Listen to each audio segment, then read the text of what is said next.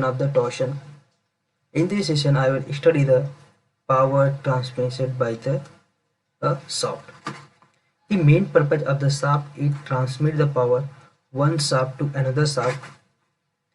If the shaft is subjected to an average torque T and transmit power P. What I'm saying simply he says that the shaft is used to power transmit power one shaft to another shaft. Suppose that here are one shaft acted and another shaft here acted. These power transfer through the belt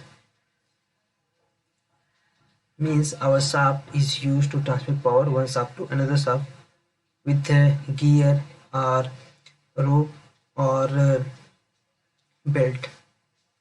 When in our shaft is subjected to average torque T, then he will transmit power P.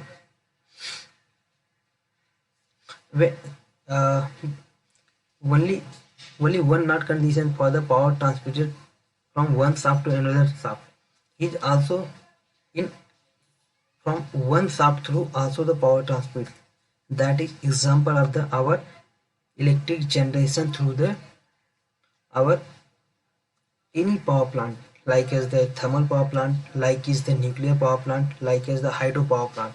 You know, in this all power plant one thing is common, that's on the turbine. In turbine are these turbine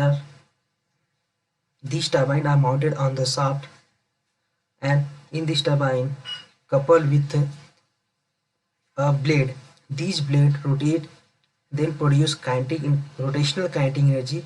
These kinetic energy rotate the our shaft. These shaft coupled through the dynamometer, then this mechanical kinetic energy convert into the electricity.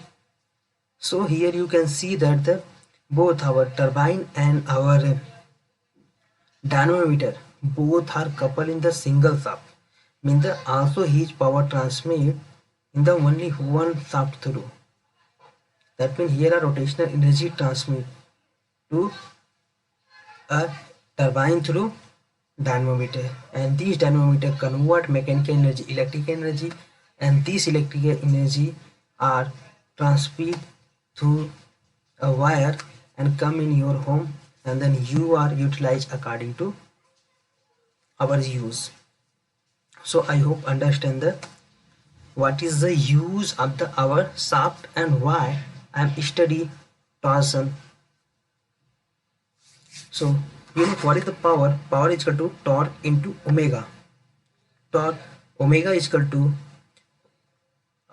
then I will put the value of the omega. You know omega here, omega is the rotational velocity. You know v, you are study the many times the v is the velocity, but this v velocity is the linear velocity, not the rotational velocity.